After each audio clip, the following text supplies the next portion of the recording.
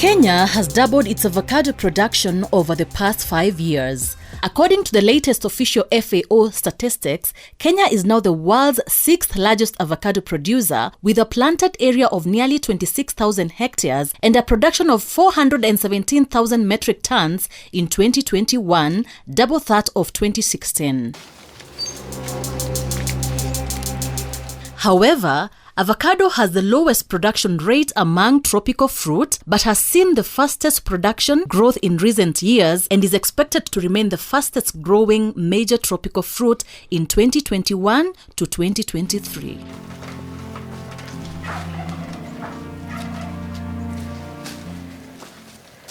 There are counties that have good climate that is suitable for avocado farming in Kenya. These include Meru, Uasin Gishu County, Kiambu, Kisii, Nyeri, and Murang'a. However, Murang'a is the largest producer of avocados in the country, with Kenya being the 6th largest producer. Various stakeholders have played a huge role in this tremendous growth, and Murang'a Avocado Farmers Cooperative Union was formed for a purpose. We have been implementing a project called Delivering Extension to the Last Mile, which we abbreviated as LMP, just to focus on the last mile project. The last mile refers to the farmer.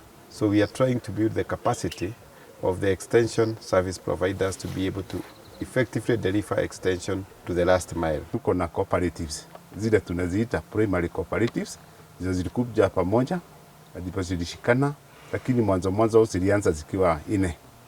Lakini vile mambo ilikuwa inaendelea, ndipo tukaigiza wengine wakakuja. Currently tuko 11.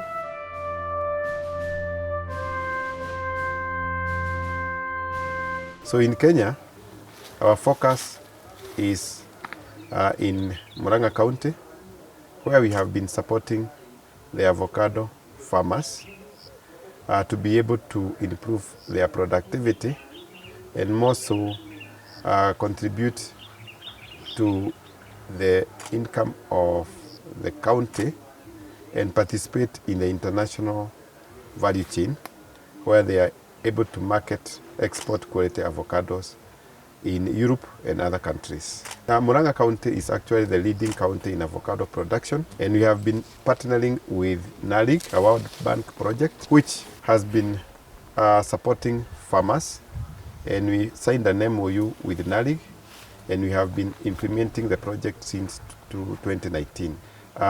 So far, we have been able to get quite good results in the project, because we have been able to organize farmers into groups, and they have been able to form cooperatives.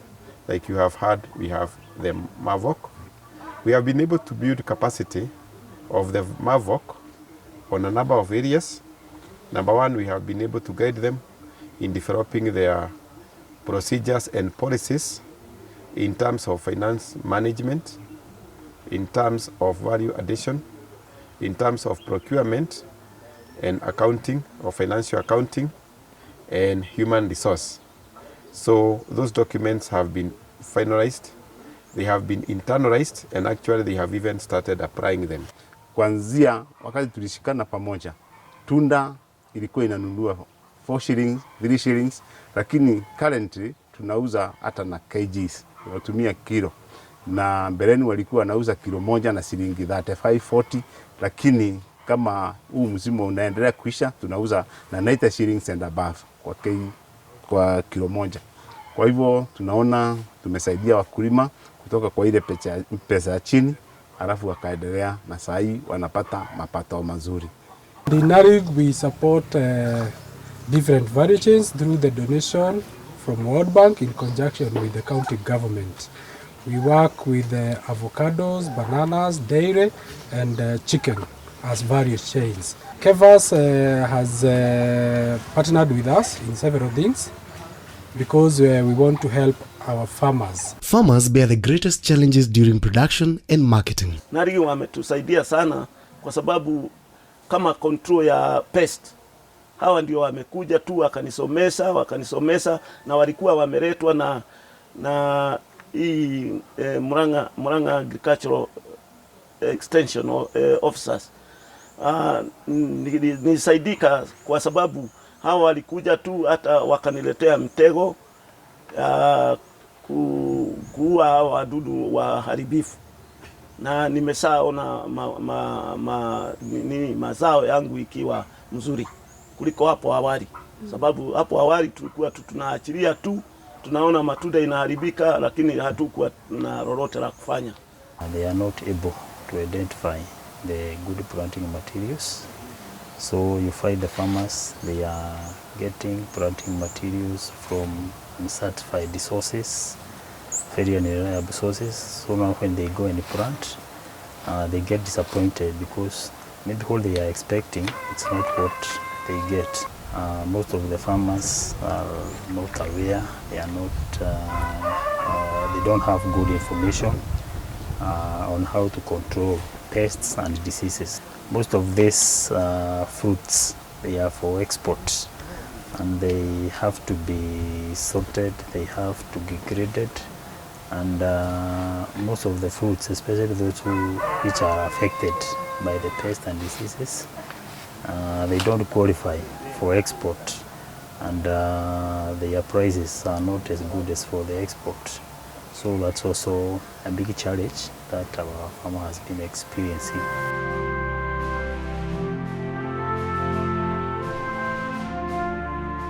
Production is limited by several factors including pre- and post-harvest handling practices, insufficient superior varieties or planting materials, poor tree crop management practices, poor roles, poor market information, pests and diseases, and limited utilization. How then do we address this?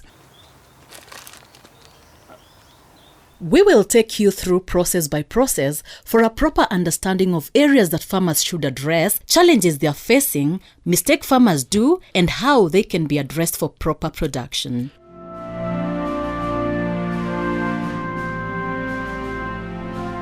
To start us off, let's talk about seedling and nursery management.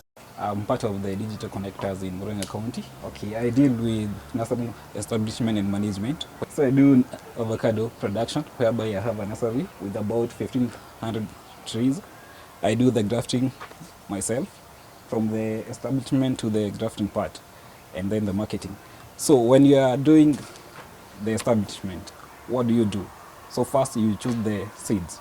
The seeds must be the indigenous seeds. Okay, these indigenous seeds are easy to produce the healthy rootstocks, which are easier to graft.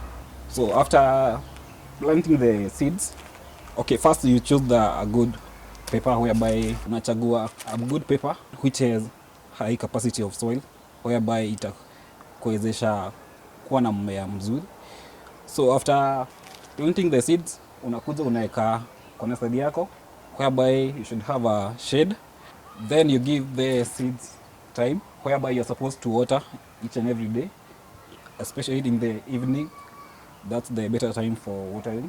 When it comes to preparing the media for planting the seeds, you're supposed to use manure and topsoil, which has the nutrients required by the plant to grow. So you mix the manure and the topsoil and then put them in the paper.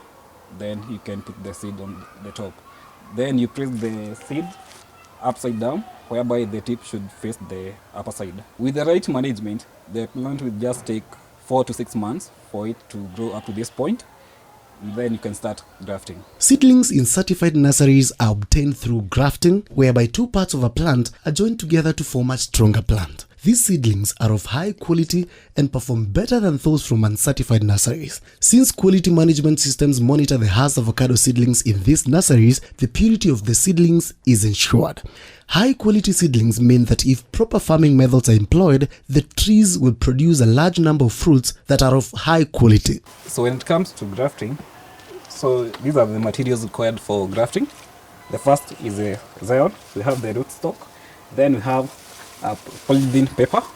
Then we need a razor blade. So the process involves first cutting the leaves of the zion. After cutting the leaves of the zion, you come and cut the rootstock, whereby you're supposed to cut a pencil size the part which is between the hard part and the soft part. Yes. You can just hit the plant and see which side, which part is it. I think it's there. So once you're done with cutting the rootstock, you come and shape the stem. Okay, you're supposed to shape the both sides, whereby you're supposed to see the outer part and the inner part, with the xylem and the phloem. You come and shape the rootstock in between. Once you're done, you come and insert the xylem. You're supposed to make it compatible. So after you're done, you come and cut the paper for wrapping the two. So you come and fold the paper first. After folding, you use your razor blade to cut. So after cutting your papers, you come and wrap your plant. Make sure it's tight so that they may be compatible, such that air won't get in and also water can't get in between the two. Grafted seedlings in certified nurseries are tolerant to adverse climatic conditions and resistant to pests. As avocado seedlings from these nurseries are resistant to certain viruses, soil nematodes and viruses. They are tolerant of high conditions such as drought and salinity. Some seedlings from non-certified nurseries take ages to mature. In certified nurseries, you can be assured that the trees will reach maturity faster, hence early flowering and fruit formation. It is therefore ideal for commercial purposes.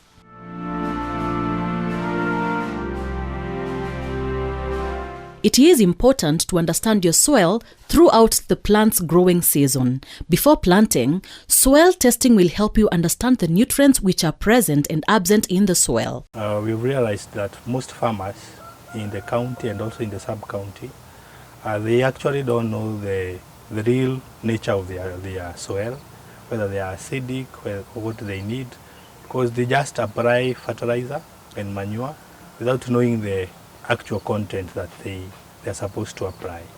The first thing when we come to the farm is first interact with the farmer. We ask the farmer his or her main enterprise, the enterprise that really bring income to the family and to the household.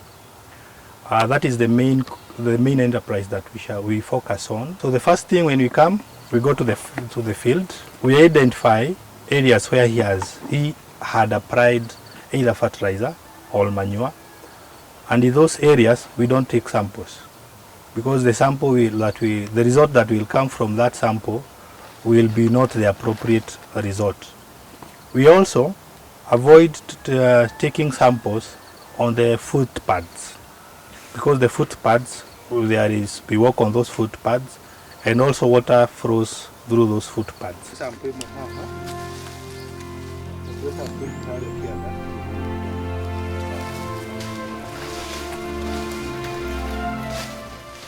We have used the zigzag method to pick the soil samples. So that means we have captured the totality of the farm. When we take the samples, we first remove the 1.5 centimeters of the soil, because that is the topsoil that carries the humus, the organic matter. And then we dig to 2.5, now the soil that we will take for sampling. Then we mix those samples, the 3 samples. We ensure they are harmoniously mixed, they are mixed properly. Then we divide the sample in 4 portions. We remove 2 portions from vertically, 1 portion on this side and the other portion on the other side. And the portion that remain, the 2 portions that remains after the subdivision, we mix them again harmoniously now. And that is the soil that we use for testing. We have our mobile lab, which is now our scanners. The advantage of this soil scanner is the results are instant. And again, now after the results are out, one thing I can share the results to the farmer through WhatsApp. I can also share the results to the farmer through the email, and any other means of sharing the results to the farmer. The report of Joseph, who is our farmer, is already out. The actual nutrients needed as per now in his farm is 1, he should apply 17 kg of nitrogen. We get nitrogen from the use of CAN. He needs 3 kg of phosphorus. So where will he get the phosphorus from? We use the DAP. He needs, or he requires 735 kilograms of organic matter. And in this case, organic matter is the well-decomposed manure. So in totality, that is what his farms require. This will help both smallholder and large-scale growers to devise effective manuring and fertilizer application programs. Besides, it will help farmers determine whether the pH is suitable for fruit production or it needs to be adjusted. Also, soil testing will help the growers to understand the soil's ability to resist diseases and any soil-borne diseases that are likely to occur.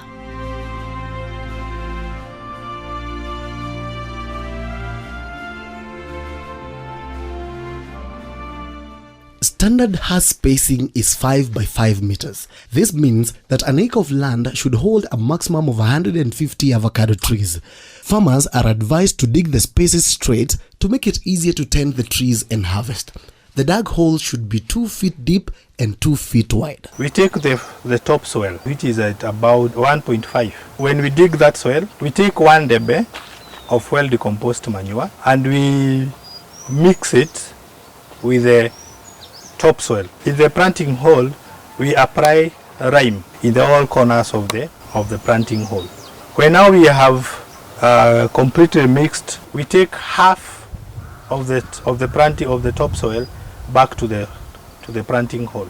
Then we plant our avocado and cover it with the remaining half. Farmers leave a basin while planting the avocado. So when we cover the avocado with the remaining half of the topsoil and we realize that there's a basin left, we can use the topsoil, the subsoil that we had placed on the upper part of the hole, and we ensure we've covered the hole completely, and if possible we can leave a small mold on the trunk of the avocado. Pruning should be done before the flowering stage and after harvesting. Hass avocado farmers should also practice thinning to reduce competition for nutrients. Instead of many low-quality fruits, thinning will guarantee fewer quality fruits with a marketable weight and size. So the required minimum, or the required height of an avocado tree is from 8 to 10 feet. 8 to 10 feet, you will be in a position to do proper pruning, and also you'll be in a position to do proper feeding. For pruning, you should ensure that you remove all the water suckers. You should also ensure that the sunlight is in a position to penetrate through the avocado tree. Avoid direct sunlight. You don't expose your avocado tree to direct sunlight. Also, you find that fruits which are exposed to direct sunlight are not of the best quality. Avocado root rot is the most serious disease in Kenya. Several controls have been deployed, including cultural, hot water and fungicide treatment of seed, and drenching the soil with fungicides, among others.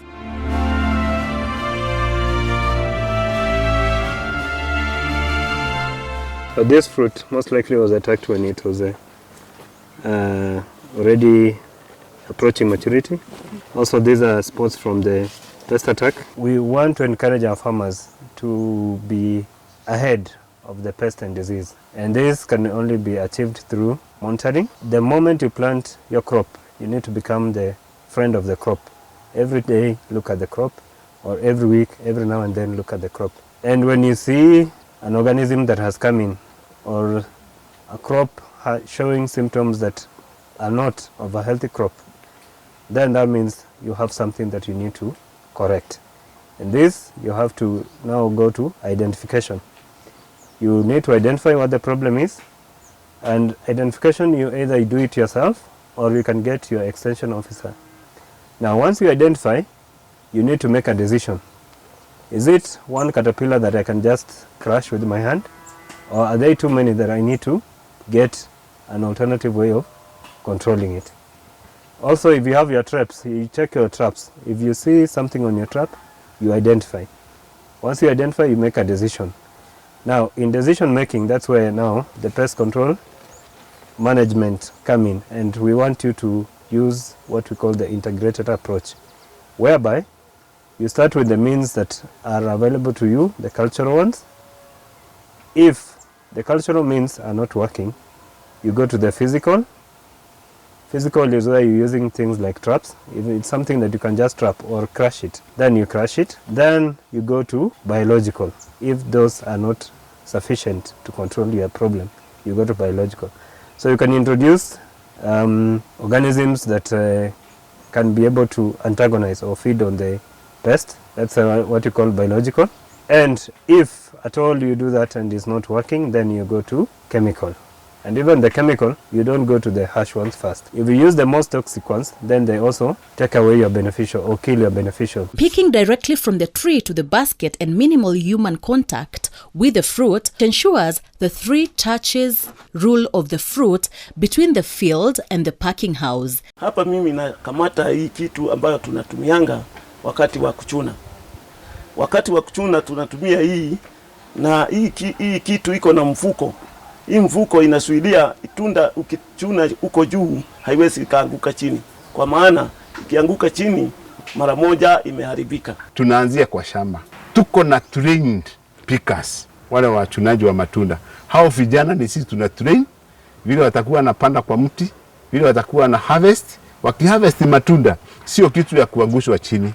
Matunda inaharvestiwa kwa njia ile mzuri, alafu inawekwa, kuna zile bags anapanda naye kwa mti. Kutoka kwa hiyo bag hakuna pahali nyingine inaenda, anateremka chini, inawekwa kwa crate. Ndipo ikatwe, ile kamuti inatakiwa ikatwe, iweka kwa crate, inabebwa na crate. Yule exporter tunauzia akija anabeba matunda hiyo na crate, na hiyo matunda ikitoka hapo ni yake. Avocado production is projected to reach 12 million tons by 2030, triple the production achieved in 2010. Of this volume, up to 3.9 million tons will be exported. It is the hope of every stakeholder in this sector that proper avocado farming will lead to a big reap and changing the lives of every farmer in the near future. In this project for the union, we have supported them to build an aggregation center for the avocados, and also they have trained some agripreneurs who are also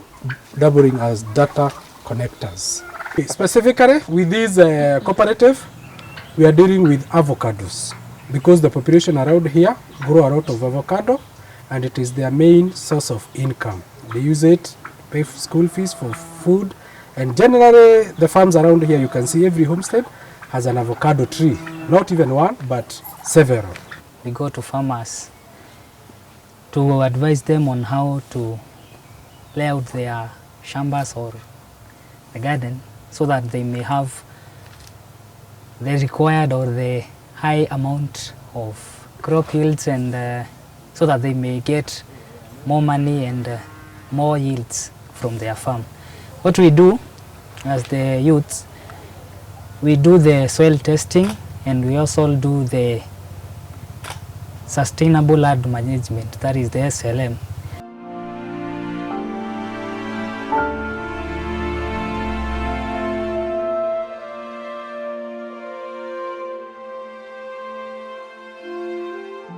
So far, we have been able to conduct a feasibility study of the aggregation center, which is now undergoing construction. This one was done by KeFAAS with a technical team, and we were able to finalize that, which really qualified the project to be supported under the investment program of World Bank, and that is why today we have an aggregation center. We have also been building capacity of the extension officers in the county in a number of areas, including integrated pest management, which is one of the modules within the new learning extension kit, which is supported by KeFAAS. We piloted it in Murang'a, and we have been able to train over 100 extension service providers on IPM, and we have even given them their certification. Another key aspect which we have been able to do is to bring all the avocado stakeholders together, which we supported in Keno, where we brought all the actors together, and we were able to develop a very elaborate avocado value chain committee where KeFAAS was actually appointed to be the chair. So we are happy because of the progress we have been able to see within this project so far. We therefore urge farmers and stakeholders to work together and leverage on each other's strengths towards sustaining the momentum.